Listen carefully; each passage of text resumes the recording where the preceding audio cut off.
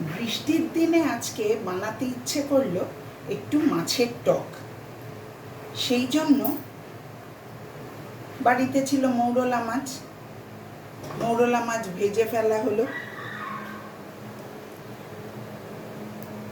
আর একটু পাকা তেঁতুল জলে ভিজিয়ে রেখে তার কাত বানিয়ে ফেললাম। এবার কড়াই দিয়ে দিলাম তেল।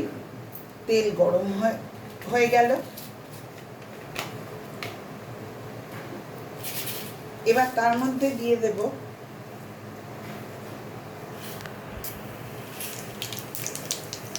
একটু পরিমাণে পাঁচফোড়ন।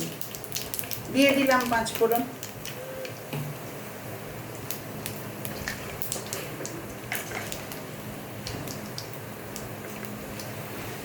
এবার দিয়ে দিলাম হলুদ গুঁড়ো। মনে হলো হলুদ তো দিতেই হবে।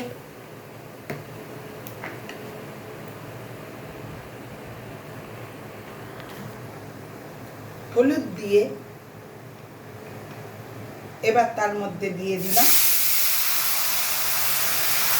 কিছুটা জল।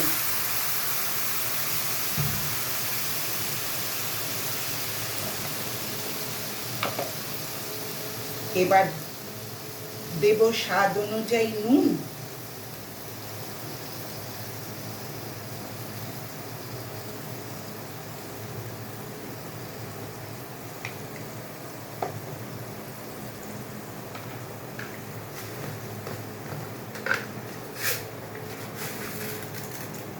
আর দিচ্ছি চিনি। চিনিটা আপনারা নিজেদের স্বাদ মতনই দিয়ে দেবেন। করে রাখা তেঁতুলের কাত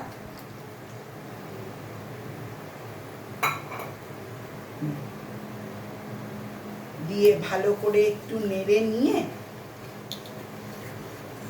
বিশেষ কিছুই না, এবার দিয়ে দেব ভেজে রাখা মৌরলা মাছ।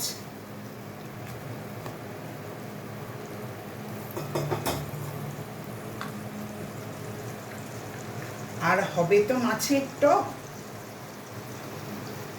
তাই একটুখানি বেশি করে জলই দিতে হবে। দিয়ে এবার মাছটা সেদ্ধ হয়ে গেলেই ব্যাস, বর্ষার দিনে রেডি মৌরলা মাছের টক। আপনারা এইভাবে রান্না করে দেখুন।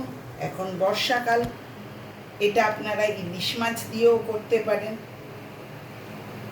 টক দিয়ে ভাত খেতে বেশ ভালোই লাগবে।